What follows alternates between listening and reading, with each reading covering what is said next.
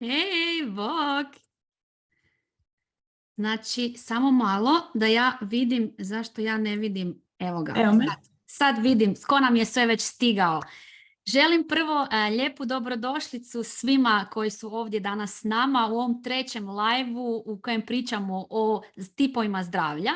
I izuzetna mi je čast što ćemo upravo sa Ines pričati o emotivnom zdravlju, jer Ines je pravnica koja je zapravo prestala raditi kao pravnica, dala je otkaz, slušala je sebe i sada ima svoj LAR Mindfulness centar u kojem radi predivnoće sa svojim klijenticama, tako da jedva čekam da poslušamo kako je ona zapravo naučila slušati sebe, što znači slušati sebe i kako to i vi svi koji ste ovdje sada možete naučiti i primijeniti kod sebe.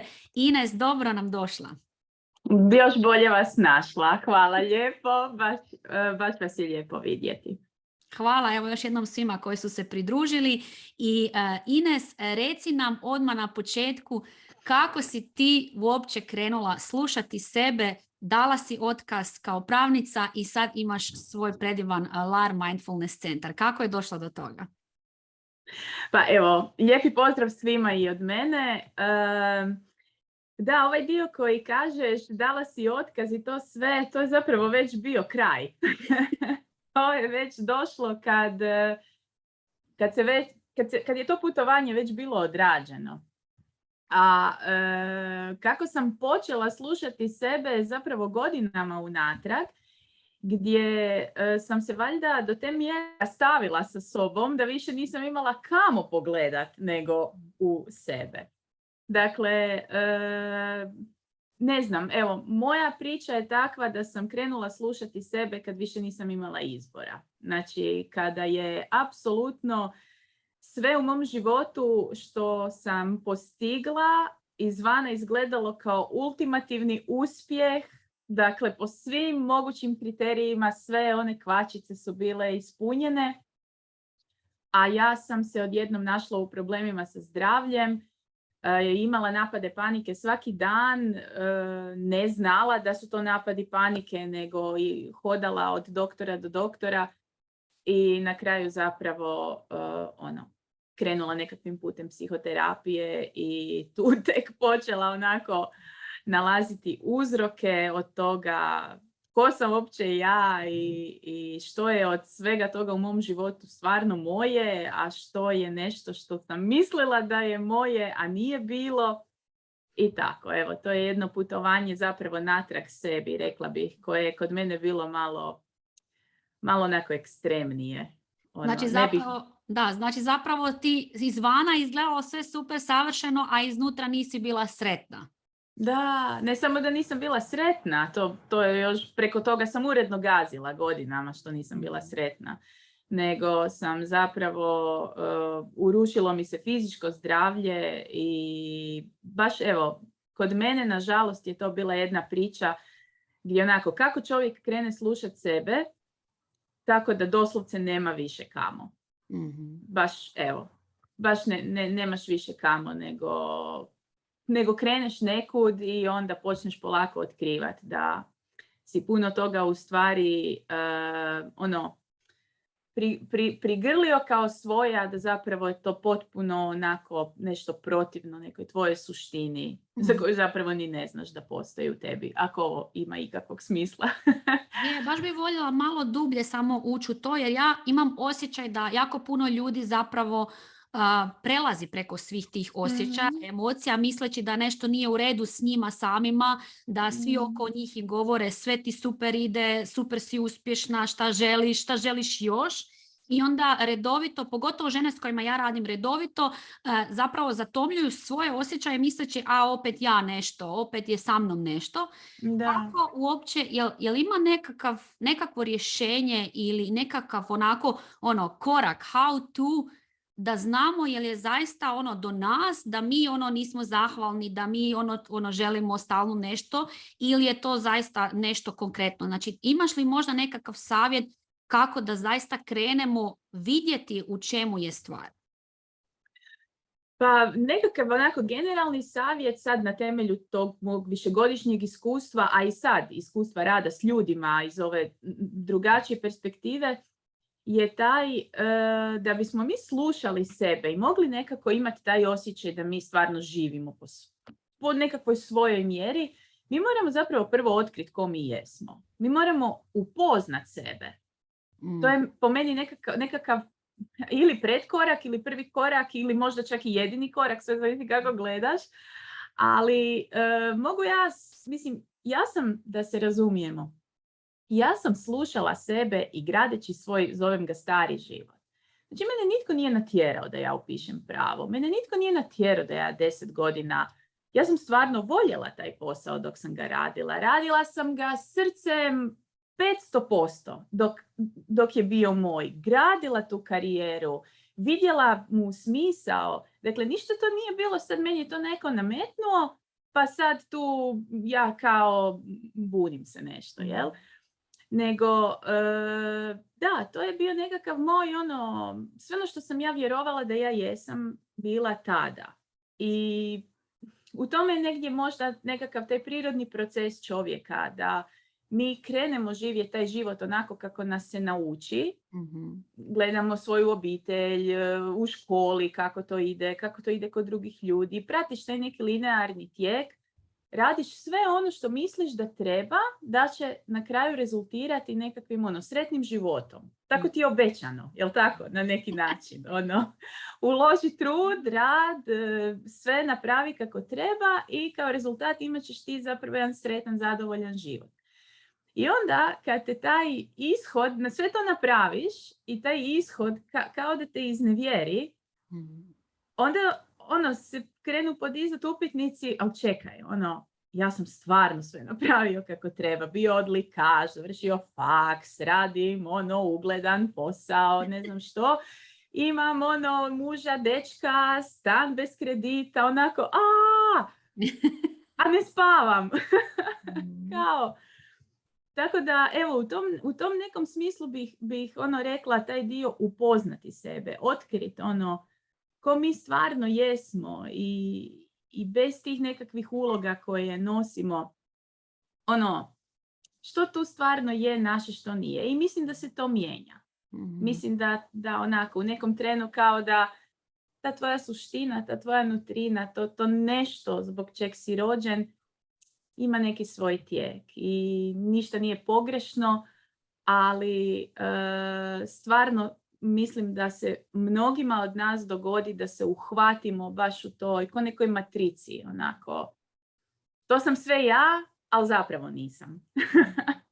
Ima totalno smisla. Ja sam baš jučer vodila razgovor o tome, o jednoj temi koja se kod nas na našim područjima smatra to se tako radi.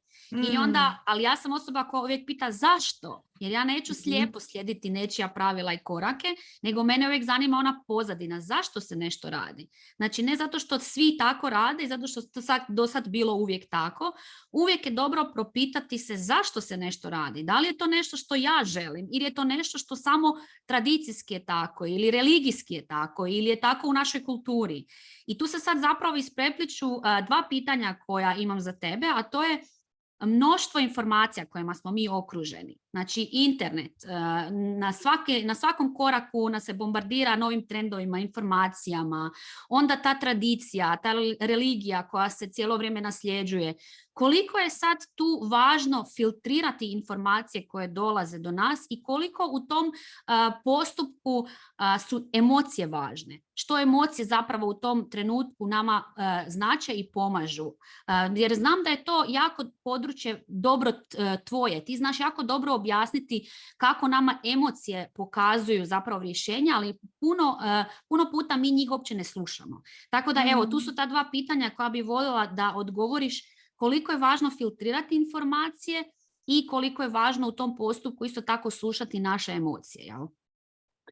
Pa da, mislim, filtrirati informacije je sasvim sigurno od presudne važnosti. Mislim, u današnje vrijeme tko ne filtrira informacije stvarno je ili izuzetnih kapaciteta ili prije ili kasnije će doći do točke gdje će osvijestiti da mora filtrirati informacije. Ali i tu se vratimo na taj dio poznavanja sebe. Znači, u redu filtrirati informacije, to nekako vjerujem da je većini nas samo po sebi razumljivo, ali filtrirati po kom kriteriju? Onako, koji je taj kriterij koji filtrira što će ulaziti, što neće? Mislim da bi bilo divno kad bismo mi svi slušali svoje emocije i radili samo stvari, odnosno ne radili stvari od kojih se osjećamo loše. Ali ja prva čitam na telefonu stvari od kojih se osjećam loše, ja prva provodim previše vremena na društvenim mrežama, ja prva nasjednem na neki trend. Znači, prvo bi rekla filtrirati informacije, ali opet se vratiti na to, čekaj, zaista što ti kažeš, zašto to radim? Zašto sam sad ja na telefonu? Evo, ja dajem često mojim polaznicima, mojim klijentima, taj primjer kad dođe ta tema nama u programu smanjenja stresa i baš dam primjer iz vlastitog života. Kad je krenula pandemija i kad je ona cijela frka bila na počecima, ja sam sebe uhvatila da sam ja na telefonu neprestano. Znači, ja inače imam problem s telefonom, kao što ga ima, vjerujem, većina ljudi u današnje vrijeme, ali tad sam primijetila da je to baš eskaliralo. Dok nisam u jednom trenu sama sa sobom stala, ali to je sad ovaj drugi dio pitanja, slušanje vlastitih emocija, dok nisam sebe zapitala, čekaj, što ti zapravo tražiš u tom telefonu? Zašto otvaraš te portale, Facebook profile, ne znam što god sam već, što ti treba? I zapravo sam skužila da mi treba pročitat da je ovo sve gotovo. Da je kraj, da ćemo biti okej, znači, ali je to bilo na toliko podsvjesnom nivou i toliko suptilno, a vozilo je moje ponašanje, jer sam se zapravo osjećala jako nesigurno. I kad sam sebi osvijestila da ja stvarno na taj način da radim nešto od čega se ne osjećam zapravo dobro, ali da ispod toga postoji zapravo jedna totalno ljudska potreba da se osjetim sigurno, da se osjetim, da dobijem neku nadu, znači sad s odmakom je čak malo i lakše o tome pričati, ali sjetite se onog vremena gdje stvarno nismo znali, strahovali smo i za sebe i za svoje bližnje i tako dalje. Evo, ja sam na primjer imala taj jedan moment, wow, ok, vidi, stvarno mi je teško i ovaj neki moj totalno loš način kako nastojim držati glavu iznad vode. Dok onda, evo, recimo na temelju takve jedne spoznaje nisam uopće započela taj razgovor sa sobom, ok, što ti treba? Treba ti da se osjećaš sigurno. Ok, ajmo sad upaliti svjesni dio mozga. Kako možeš pojačati svoj osjećaj sigurnosti sad u ovoj situaciji? Hoćeš, ne znam, prestati ići na treninge u teretanu ili ne znam, što već sad svatko od nas nalazi u neki svoj način kako će živjeti, ali želim samo reći kako često puta i za svim tim informacijama posežemo, a da ni ne znamo zašto. I koliko je u biti važno tu bez neke samokritičnosti pristupiti sebi i pogledati što je možda podloga. Možda nas odgovor iznenadi. Mene recimo tad iznenadi. Sad dolazimo do toga kako osvijestiti to. Jel nam osobni razvoj u tome može pomoći? Da, mislim, rad na sebi, osobni razvoj je u biti taj nekakav put otkrivanja u biti. Čitavo vrijeme ovo o čemu pričamo. Znači ti čitavo vrijeme, sloj po sloj, sve više dobivaš jasnoće o tome ko si ti, kakav si ti, što ti paše, što ti ne paše. Promatraš kako se to mijenja, kako to nije isto uvijek i kako je to normalno.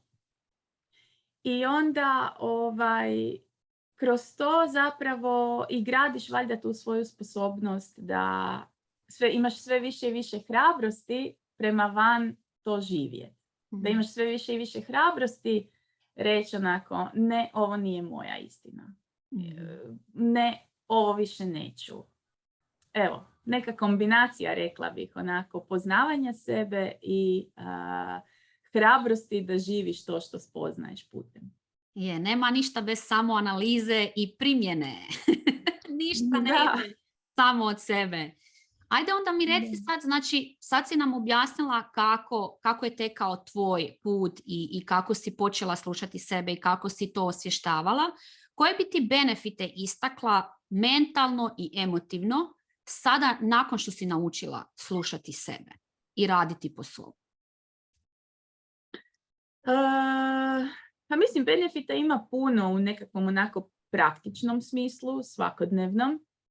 Kod mene osobno je najveći benefit definitivno, ako pričamo čisto ono praktično, najveći benefit bio stavljanje mog stresa i anksioznosti pod kontrolu. Mislim, ono, od nečega što je činilo cijeli moj svijet, koji je onako godinama bio samo jedan oblak anksioznosti, do toga da danas javi mi se anksioznost i podigne mi se stres i tako dalje, ali točno znam ju prepoznat, točno znam kako joj pristupiti, točno znam sebe umiriti i to bude onako anksiozan dan, a ne više anksiozan život.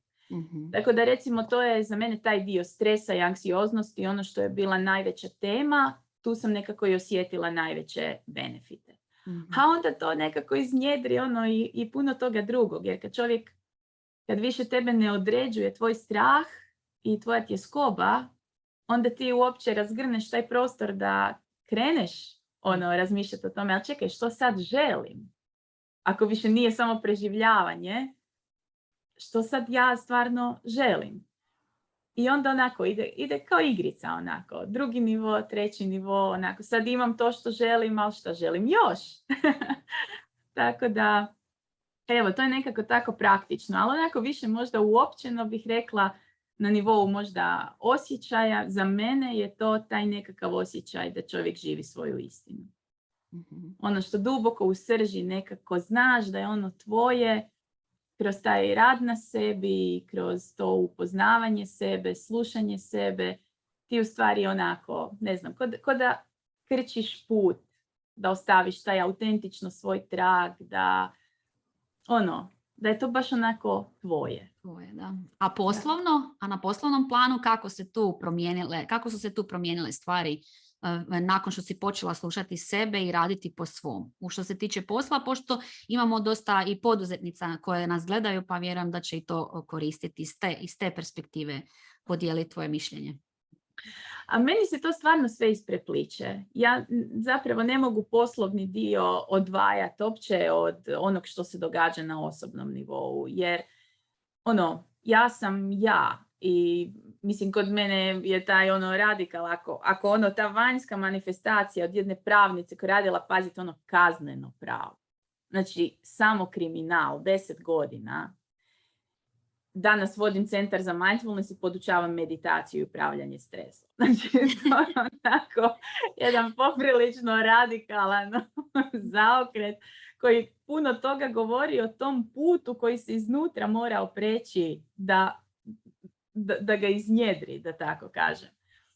A poduzetništvo sada je onako isto zapravo jedna avantura, nekakvo putovanje gdje sa svakom sljedećom, ne znam, poslovnom godinom ili kako bi već rekla, opet otkriješ još nešto novo o sebi. Opet onako još više klikne. Aha, stvarno se taj poduzetnički put svodi na izgradnju nekakve priče između mene i mojih klijenata. U suštini, onako. I sad kako ja to želim, komunicirati, kako ja želim to graditi, a ne onako primijeniti onaj princip iz starog sistema gdje ću odraditi sve kako treba i onda biti nagrađena poslovnim uspjehom. To bi bila zamka. Je. Ajmo jedno malo sad drugačije pitanje. Kako bi izgledao tvoj život i posao da nisi slušala sebe? Ajme Bože, ne, Isuse, to onako preiskreno, ne znam. Ponekad znam tako u razgovorima s prijateljicama ili s mužem, samo zastat, vratit se onako na tu 2014. Nezamislivo mi je. baš mi je nezamislivo da nije bilo tog rada na sebi. Ne znam. Znači bez riječi. Bez riječi, da, jer što može biti kao alternativa? Znači da ja i dalje živim na isti način, radim posao na isti način, da ja kao osoba funkcioniram na isti način. Pa ne znam, ja bi valjda samo pila sve više i više tableta i koprcala se u toj matrici. Stvarno mi je nezamislivo. Da ne pričamo o zdravstvenom stanju, ne samo o emotivnom, jel? Da, apsolutno. To, mislim, ja sam tad bila u situaciji da sam u godinu dana ovako fasciklu medicinske dokumentacije nasložila. Mm-hmm. To je bila stvarnost moja s 30 godina. Ne nešto što je prijetilo, nego nešto što sam ja živjela. Od tog kroničnog stresa i tog nesnalaženja u vlastitom, ne znam, u životu kojeg si sam izgradio. Baš ludo. Ja sam okružena i puno puta s ljudima koji često kažu što ako. Kak ti gledaš na te famozne 2 riječi što ako? I kako si se ti u tom periodu nosila s tim? Jesi imala uopće te misli? I kako si ih, ajmo reći, osvještavala i rješavala, ne znam kako bi to čak i nazvala, jer zapravo sve i počinje u našim mislima. Prije riječi i dijela, prvo sve kreće u našim mislima. A jako puno ljudi, kada i želi nešto promijeniti, puno puta pomisli na a što ako ovo, a što ako?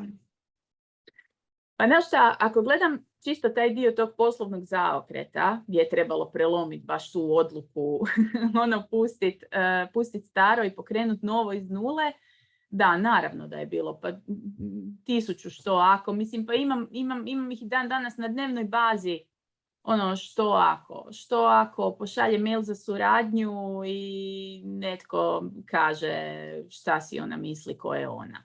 Mislim, to je onako, ne znam, ja uvijek nekako volim zagovarati to prepoznavanje te ljudskosti u svakom našem umu.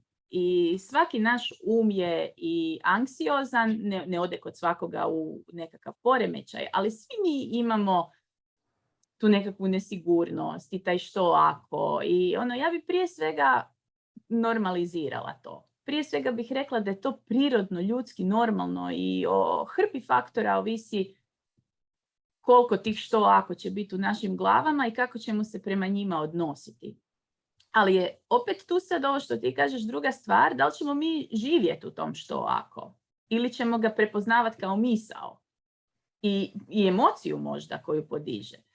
Dakle, taj što ako može u našem životu živjeti kao misao u glavi koju ćemo ispoštovati i pristupiti joj i riješiti ju kao misao u glavi. A taj što ako može živjeti u našem životu kao definicija našeg života u kojem ćemo mi živjeti iz tog što ako. Da. To su po meni bitno različite stvari. Ne znam da li ih ovako u ovom kratkom vremenu uspijevam prenijeti na način da se razumiju. Tako da jedno je imati misao što ako, drugo je živjeti život što ako. Mm-hmm. I kad gledam možda taj najveći iskorak promjene, taj što ako je naravno bio prisutan i za mene osobno je tu stvarno bila presudna podrška moje obitelji. Mm-hmm. Taj moment kad toliko bi se ja zapetljala u svojim mislima, ali što ako, gdje onako bi doslovce muž, mama, tata, ej, što ako bude, nećeš završiti na cesti. Da. To je što je trebalo tad, mom mozgu u živčanom sustavu da onako kaže, stvarno. Da, ja sam si to pisala na papir. Znači, prije nego što sam ja dala otkaz i pokrenula svoj obrt, ja sam si doslovno i pisala na papir. Što ako se ovo dogodi, pokraj rješenje. Što ako se ovo dogodi, pokraj rješenje. I zapravo je meni bilo potrebno sve to iz glave baciti na papir i kada sam imala taj vizualni prikaz da za svaki što ako ja zapravo imam rješenje, onda je zapravo jedini mogući odgovor bio ok, pa onda što čekaš?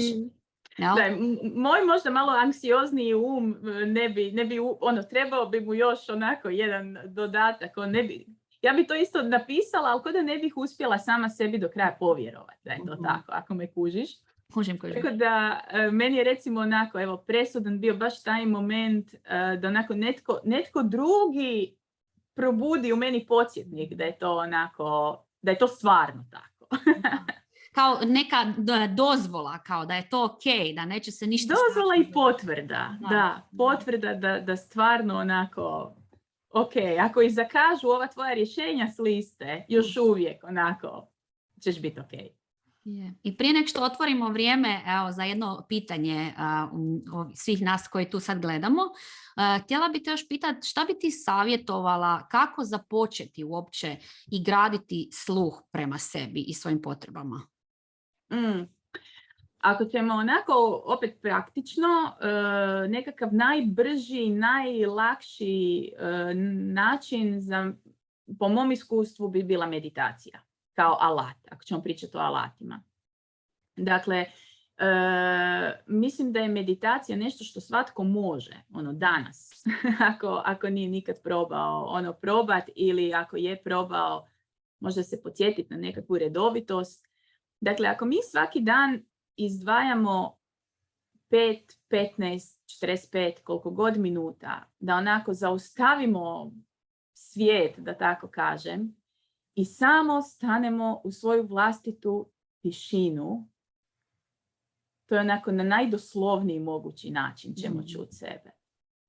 Nema tu baš, kako bi rekao, to je na ovom nivou gdje nema nekih sad velikih, filozofija, jer onako put natrag sebi traje 548.000 posjeta psihoterapeutu i traje, i moj je trajao.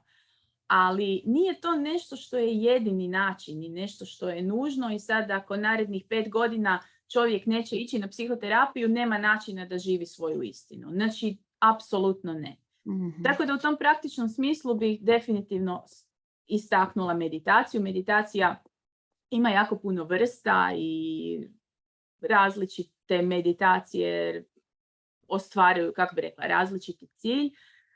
Iz mog iskustva mindfulness meditacija je nešto što je onako samo kontakt sa sobom.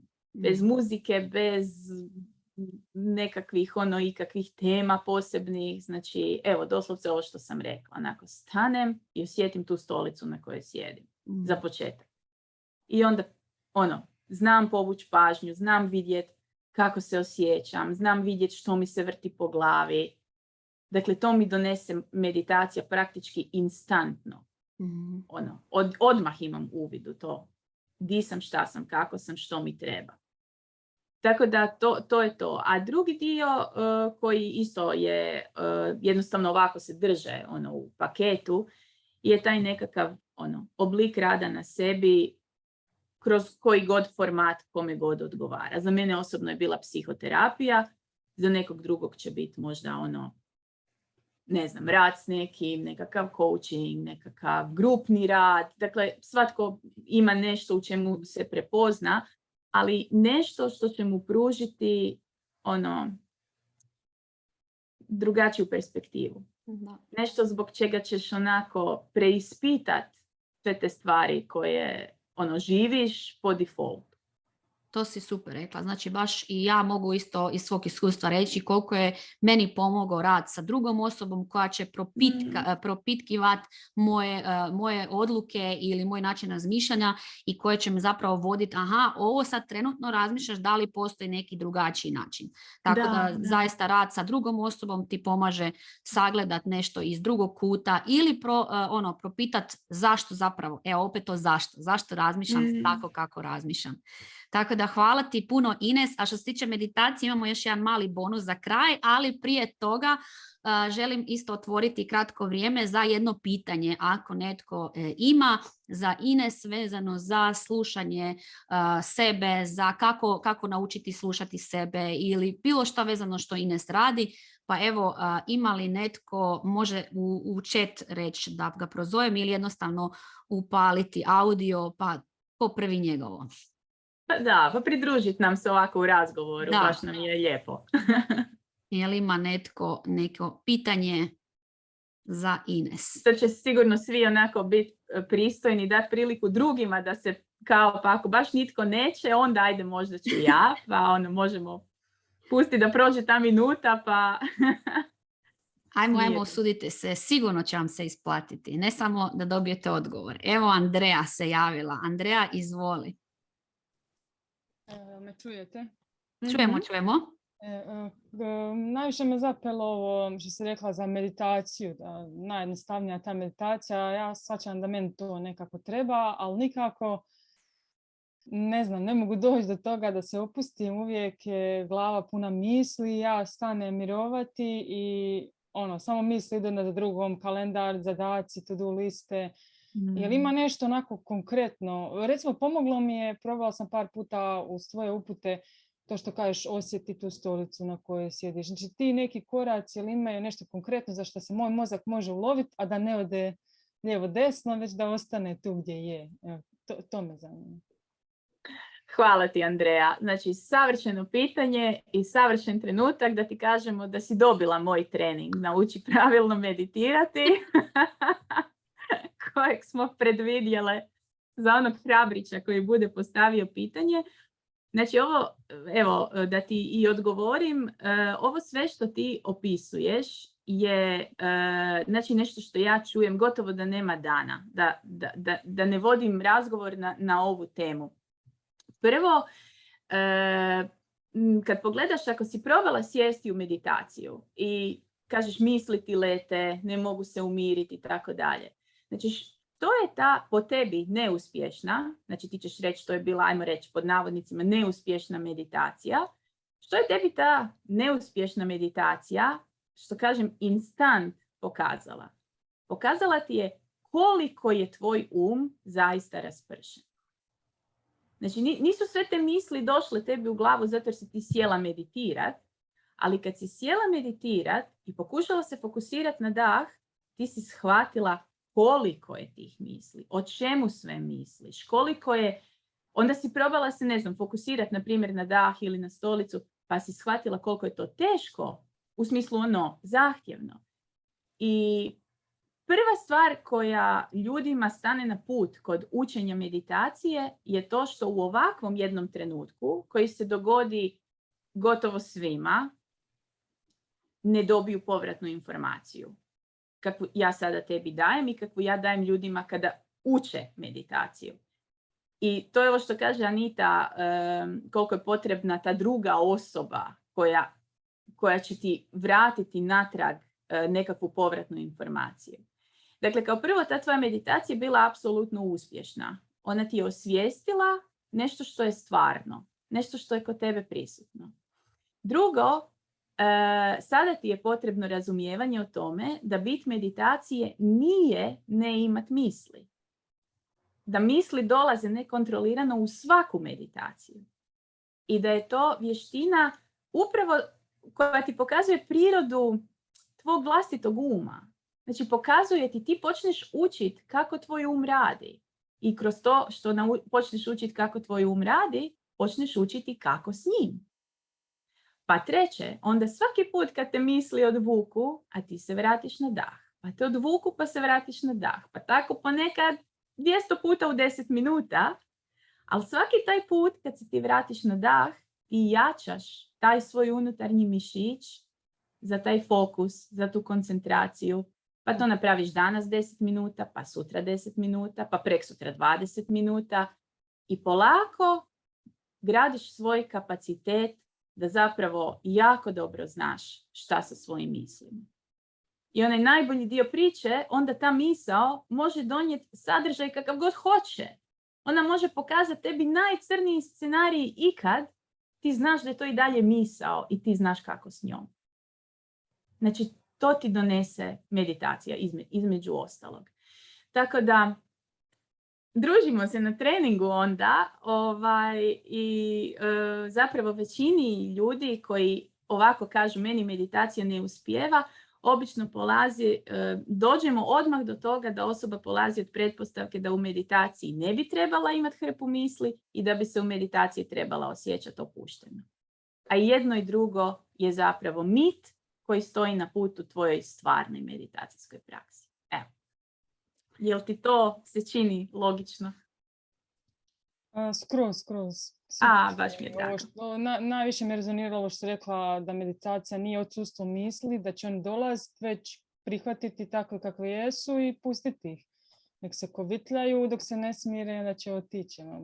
Da, to je često da radim, da trčiš, te misli trče s tobom, da kad staneš, samo te onako zapljusnu i ne znaš kamo bi sa svima njima.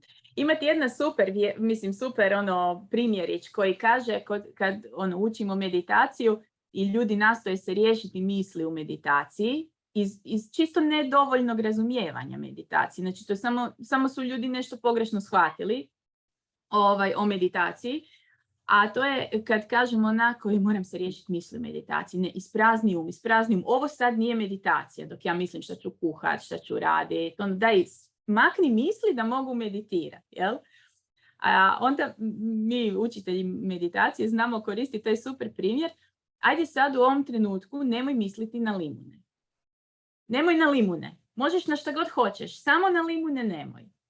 Gdje su ti misli? Sad ne možeš limun izbaciti iz glave, jel tako? Tako ti to radi. Gdje se ti boriš s mislima da ih makneš, ti si u mislima. Tam je fokus zapravo. Da. Hvala ti puno, Ines, što si to objasnila i hvala, Andreja, na pitanju. Još ćemo mi na brzake poslušati i Anđelu. Ima neko pitanje, ako je brzo, jer imamo još jedan mali bonus za koji će nam ipak trebati još par minutica, a već smo prešišali naše vrijeme od pola sata. Tako da, Anđela, može brzo. Pozdrav, bog Ines, bog ekipa. Znači, slično mi je, ja mislim da sam ja u svemu prolazi nešto koji je Andreja u životu, majčinstvo, kuća, rast u poslu i tako to. Tako da mi je puno Ines već odgovorila. Međutim, znači, meditacija je li ok, smatra da je ona ipak nekakvo pametno promišljanje stavki u našem životu. Znači, nije nam cilj meditacije da ispraznimo glavu od misli, nego da te misli ne nadoljeću odjedanput za sve sfere našeg života. Znači, ako ja uzmem trenutak za sebe, ok, ja rijetko meditiram, za mene je možda meditacija najbliže neka molitva. Ali ako želim malo nešto više praktičnosti u životu i kao kaže Ines sad malo se smiriti, moj mozak odmah krene na rješavanje problema. I to moje rješavanje problema bude u roku 2-3 minute totalno neučinkovito, jer ja odmah mislim i na čišćenje kuće, i na kvalitetno vrijeme sa djecom, i na rast u biznisu, i na kraju se dogodi da sam u svim tim poljima na 40-50%. Znači, je li cilj smirit se i kao laserski fokus polako davati na svemu? Ne znam jesam li bila jasna. Pa ako sam te dobro shvatila, kao, da li pokušavaš nekako opisati kao nekako kako onda kao bolje funkcionirati s tim mislima ili kao bolje rješavati probleme? Jer očito ja ne meditiram. Pa ako je to neki mišić koji treba trenirati, je li se osjeća napredak kroz staloženost misli i laserski fokus na pojednostavljivanju svega, na prenekompliciranju, jer ja vjerujem u dubini duše da sve previše kompliciran. Da, ako sam ja dobro shvatila, Anđela samo želi znati kako možemo pratiti rezultate da napredujemo u meditaciji. U meditaciji, tako nekako. Super, da. Da, znači upravo zbog ovog što sam rekla Andreji, dakle ti kada u svojim meditacijama tebi misli krenu dolaziti, jer će ti dolaziti i ti počneš učiti kako s njima. Znači ti ih znaš prepoznat, ti znaš vidjeti sve te misli, a i dalje vježbati fokus, recimo na primjer na dah, što je onako uvijek najjednostavnija metoda s kojom krećemo. I ti svaki put što to više radiš, taj tvoj mišić postaje jači. Ja uvijek dam usporedbu recimo sa, s klekovima. Znači ti ako svaki dan fizički izdvojiš vrijeme za raditi sklekove, ne radiš ništa drugo, nego samo radiš sklekove, 10 minuta, tebi onda kao prvo i sami sklekovi postaju sve lakši, jel tako? Prvi dan će ti biti najteži. Nakon mjesec dana će ti već biti lakše napraviti taj sklek. Ali ne samo to da ti sami sklekovi postaju lakši, što bi u ovom slučaju bilo da ti sama meditacija postaje lakša, nego što se dešava sa bicepsima, tricepsima? Oni nisu jaki samo dok ih ti vježbaš. Oni su jaki cijeli tvoj dan. Super. Ti kad trebaš dignut vrećice iz trgovine, tebi je dignut vrećice lakše. Tako isto i ovdje, taj tvoj unutarnji mišić za tu prisutnost, za tu svjesnost, ti ga svaki dan iznova vježbaš i on postaje sve jači i jači i sve bolji tvoj saveznik. I onda se jednostavno to prelije na tvoj dan, na tvoj način kako funkcioniraš, lakše se uhvatiš u tom trenu, aha, vidi sad hrpa svih tih misli, a ja znam kako s njima. Znači, Top. to je to. Da. Hvala ti puno, Anđela, na pitanju i za sve koji još imaju pitanja, Ines, ti svakako isto napomeni gdje mogu više pročitati, naučiti kod tebe i sad ćemo odmah i naš bonus koji smo pripremili u praktičnoj primjeni isprobati. Pa izvoli, Ines. Da, evo napravit ćemo jednu kratku mindfulness vježbicu, sada svega 2-3 minutice, za sve vas koji naravno želite sudjelovati. A bilo kakva dodatna pitanja, mislim da je najjednostavnije samo da vas usmjerim na moj Instagram profil, kogod me možda još ne prati, @larmindfulness je profil na Instagramu i sva vaša pitanja donesite u inbox, prokomentirat ćemo. A što se tiče meditacije, kao meditacije, evo ovaj trening koji sam poklonila Andreji je baš ono najbrži, najlakši, najjednostavniji način da baš zakoračite u mindfulness meditaciju pravilno i da dobijete odgovore. Baš se bavimo svime ovime što ste upravo vi spomenule, jer su upravo to je ono što je u biti i razlog zašto je nastao taj trening, jer sam shvatila da ljudi pogrešno razumiju meditaciju i onda zbog toga misle da im meditacija ne ide, a zapravo im ide. Pa evo, ako ste za sam kraj, ja ću vas pozvati da napravite jednu zajedno sa mnom kratku, malu mindfulness slatku vježbicu, a ona će tražiti od vas da prestanete raditi bilo što možda radite uz put i da se na trenutak možete udahnuti, malo se istegnuti, čisto da osjetite da imate to neko živo tijelo tu na ovoj stolici. Aha. I sad se smjestite kako god želite, kako god vam je udobno. Možete slobodno zatvoriti oči, ali i ne morate. Ako ne zatvarate oči, onda samo smjestite pogled negdje ispred sebe. I idemo samo na trenutak, sada mi svjesno zajedno, osjetiti tu stolicu na kojoj sjedimo. Znači, ajmo samo primijetiti da mi preko nekakvih osjeta u tijelu zapravo znamo da postoji kontakt sa tom stolicom. To su neki pritiskići.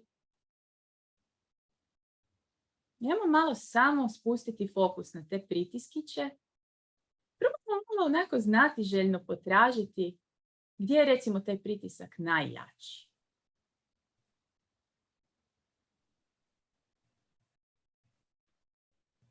Pa ajmo onda malo dalje istražiti gdje je možda slabiji, gdje onako jedva dodirujemo podlogu.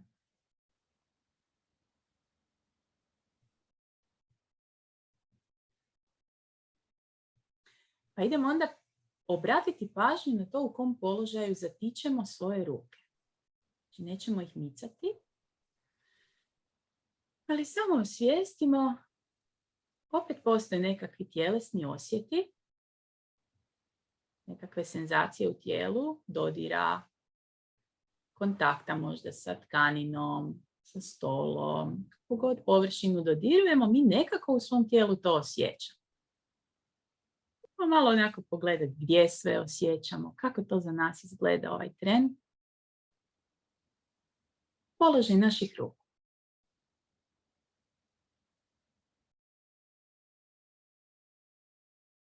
Ajmo onda isto tako, bez da pomičemo stopala, ajmo spustiti pažnju na njih i samo vidjeti gdje ih zatičemo, u kakvom to osjetu u tijelu vrlo precizno znamo u točno kakvom su položaju, bez da ih uopće gledamo.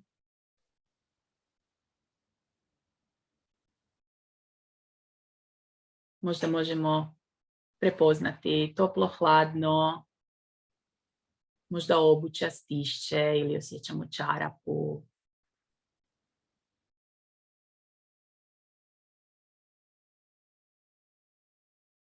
I onda idemo još za kraj obratiti pažnju da postoji nekakav pokret u našem tijelu.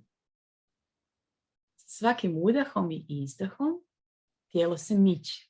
Ajmo potražiti gdje se miče. Ako misli dođu, ako odlutamo, samo to prepoznamo i iznova primijetimo gdje se tijelo miče.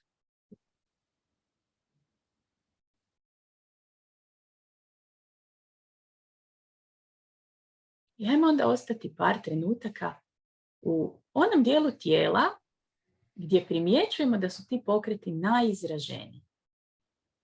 Gdje su ti tjelesni osjeti koje proizvodi naše disanje nekako najlakše dostupni. Samo kratko lociramo, je li to trbuh ili grudni koš ili gdje god.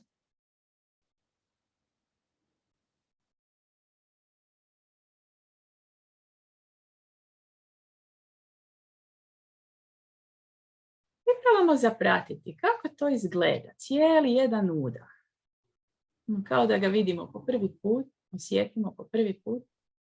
Cijeli jedan udah. Di mu je početak, di mu je vrhunac, kraj.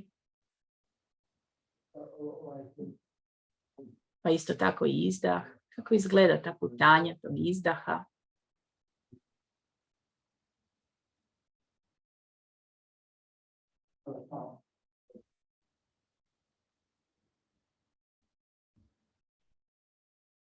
I onda opet osjetimo onu istu stolicu, vratimo se na senzacije kontakta sa stolicom.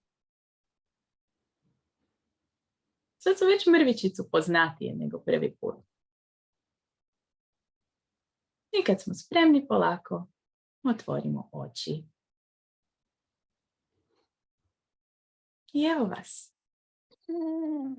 Prisutni, u kontaktu sa sobom.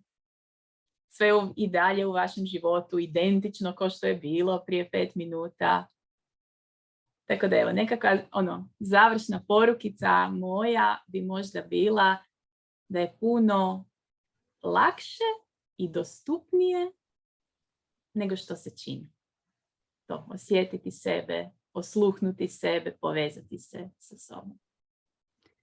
Hvala ti puno, Ines, na ovome. Sad sam spremna za daljnje. A sve druge bi zamolila, ako imate nekakvu povratnu informaciju, slobodno se javite Ines u inbox, jer vjerujem da će njoj puno značiti kako vam je bilo nakon ove vježbice i kako se osjećate. Evo, imamo, Anđela je rekla, sve su mi kosti kao u crticu popucale na početku vježbe. A Marija kaže, divne moje Ines Anita, predivan live. Hvala ti, Marija. I Andreja kaže, hvala Ines Anita. Hvala vam svima na slušanju i na gledanju. Hvala tebi, Ines, na svemu što si podijelila i jedva čekam novu neku suradnju, neki novi live sa nekom novom temom i radujem se dalje pratiti tvoj put u kojem slušaš sebe. Hvala ti, Anita, na svemu i na pozivu i hvala svima na sudjelovanju. Vidimo se i čujemo. Ćao!